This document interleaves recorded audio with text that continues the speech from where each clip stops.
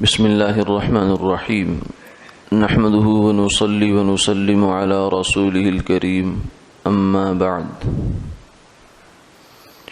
عن عبد الله بن عمر رضي الله تعالى عنهما قال قال رسول الله صلى الله عليه وسلم إن أحدكم إذا مات عرض عليه مقعده بالعشي والغداة إن كان من أهل النار فمن أهل النار وإن كان من أهل الجنة فمن أهل الجنة فيقال له هذا مقعدك حتى يبعثك الله إليه يوم القيامة أو كما قال عليه الصلاة والسلام۔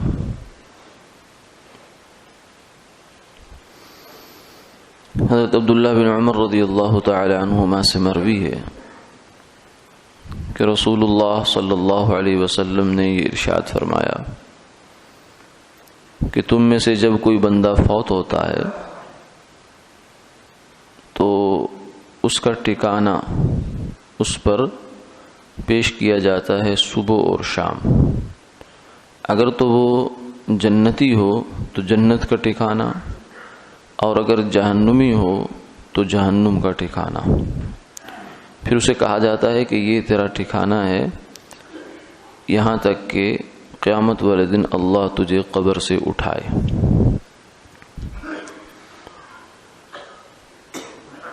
اس حدیث مبارکہ کا تعلق قبر کے معاملے سے ہے۔ یہ زندگی جس میں ہم جی رہے ہیں یہ ہماری دارالامتحان ہے، یہاں ہم امتحان دے رہے ہیں، اور امتحان میں جزا نہیں ہوتی، امتحان میں صرف نگرانی ہوتی ہے۔ آگے جو ہی موت انسان کو آتی ہے تو یہ آگے جزا کا جہان شروع ہو جاتا ہے، بدلے کا جہان شروع ہو جاتا ہے۔ جو کچھ کیا ہے اس کو اب، جو بویا ہے اس کو اب کاٹنا ہے، وہ سامنے آ جاتا ہے۔ تو سب سے پہلی جو جزا کی سیڑھی اور منزل ہے وہ قبر ہے، یہاں سے آگے نیا جہان شروع ہوتا ہے۔ جو سیدنا عثمان رضی اللہ تعالی عنہ کے بارے میں آتا ہے کہ وہ کسی چیز کے تذکرے سے اتنا آبدیدہ نہیں ہوتے تھے، اتنے روتے نہیں تھے جتنا قبر کے تذکرے سے ہوتے تھے۔ فرماتے تھے کہ یہ پہلی منزل ہے، اگر یہاں انسان کامیاب ہو گیا تو آگے کامیابی کامیاب، اور اگر یہاں ناکام رہا تو آگے پھر ناکامی ہی ناکامی ہے۔ اور خود سرکار دو عالم صلی اللہ علیہ وسلم نے فرمایا کہ میں نے عذاب قبر سے بڑھ کر کوئی ہیبت ناک منظر نہیں دیکھا۔ اس لیے یہ معاملہ برحق ہے، لیکن چونکہ غیب ہے، یہ غیب ہے جو ہماری اس سر کی آنکھ سے، ظاہر کی آنکھ سے نظر نہیں آتا۔ اس پر ایمان لانا ضروری ہے کہ یہ برحق ہے۔ اللہ کبھی کبھی ایمان کی تقویت کے لیے اس غیب سے کبھی کبھی پردے اٹھا بھی دیتے ہیں، کبھی کسی کے عذاب سے پردے اٹھا دیتے ہیں، کبھی کسی کے ثواب سے پردے اٹھا دیتے ہیں کہ جس سے لوگوں کو کچھ عبرت اور نصیحت ہو جائے۔ لیکن اگر یہ پردہ نہ بھی اٹھے تو جو بات اللہ اور اس کے پیغمبر کی زبان سے نکل گئی وہ ہماری آنکھوں سے بڑھ کر اس پر یقین ہونا چاہیے۔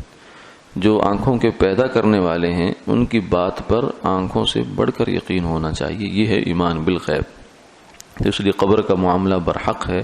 فرمایا اسے مٹی کا ڈھیر نہ سمجھو، یہ یا تو جنت کے باغوں میں سے ایک باغ ہے یا جہنم کے گڑھوں میں سے ایک گڑھا ہے۔ جو ہی آدمی قبر میں جاتا ہے تو اس سے سوال ہوتے ہیں، اگر سوالوں میں پورا اتر گیا تو اسے کہا جاتا ہے کہ تو اچھا آیا، تجھے جو ہے تیرا ٹھکانہ یہ دیکھ جنت میں یہ ہے۔ اس کو وہ ٹھکانہ صبح و شام دکھا دیا جاتا ہے، جس سے اس کو اور شوق اور فرحت اور خوشی حاصل ہوتی ہے کہ میں نے یہاں پہنچنا ہے۔ اور اگر وہ جہنمی ہے تو قبر کا عذاب تو وہیں سے شروع ہو گیا، لیکن ابھی جو آگے اصل اس کی جگہ ہے وہ جہنم ہے، وہ اس کو ہر روز دکھائی جاتی ہے، صبح و شام دکھائی جاتی ہے کہ یہ دیکھ ابھی تو تیرے ساتھ یہ ہو رہا ہے اور آگے تیرے ساتھ یہ ہونے جا رہا ہے۔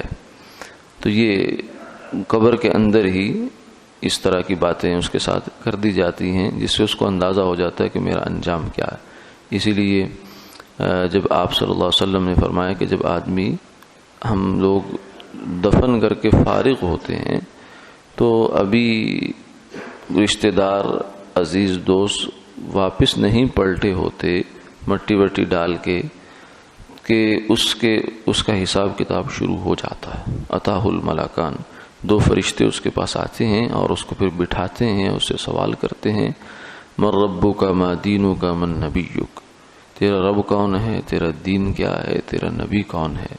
تو اگر تو وہ صحیح جواب دے لے تو اس کو کہا جاتا ہے کہ ٹھیک ہے اب تو آرام کر، یا یہ جنت ہے اور یہاں اس کو دیکھ اور اس کے منظر سے لطف اندوز ہو. یا پھر اور اگر یہ جواب نہ دے تو پھر اس کی پٹائی شروع ہو جاتی ہے. فیقال، وہ کہتے ہیں ہاں لا ادری، مجھے تو خبر نہیں ہے کہ یہ کیا سوال ہے، کیا جواب ہے. کیونکہ خبر اس کو ہوگی جس نے زندگی میں خبر رکھی تھی. زندگی میں اگر اللہ کو رب اور حضور کو نبی اور اسلام کو اپنا دین مان کر زندگی گزاری تھی تو وہاں جواب دینا آسان ہوگا. لیکن اگر یہاں غفلت کی زندگی گزارتا رہا پھر وہاں بھی وہ یہی کہے گا لا ادری لا ادری، مجھے نہیں پتا، مجھے نہیں پتا. تو فرشتے اس کو مار کر کہیں گے لا دریتا ولا تلیتا، کہ نہ تو نے خود علم حاصل کیا نہ کسی علم والے کے پیچھے چل کر تو نے تصدیق کر لی، تو اب تیرے ساتھ کیا ہو سکتا ہے اس کے علاوہ کہ تجھے یہ عذاب میں ڈالا جائے. اللہ تعالیٰ عذاب قبر سے سب کی حفاظت فرمائے، ہر مسلمان کی حفاظت فرمائے. فرمائے سورہ تبارک الذی ایسی صورت ہے کہ جو عذاب قبر سے حفاظت کا ذریعہ ہے. سورہ ملک، اس کو ہر روز عشاء کی نماز کے بعد 2 صورتیں ویسے، ایک الف لام میم سجدہ جسے جمعے کے دن فجر کی نماز میں تلاوت کیا جاتا ہے، 21ویں پارے میں یہ آتی ہے، اور دوسری سورہ تبارک الذی جو کہ 29ویں پارے کی پہلی صورت ہے. ان 2 کی تلاوت کا سرکار دو عالم صلی اللہ علیہ وسلم کا معمول تھا کہ آپ رات کو ان کی تلاوت فرما کر بستر پر تشریف لے جایا کرتے تھے. اللہ تعالی حفاظت فرمائے. آمین.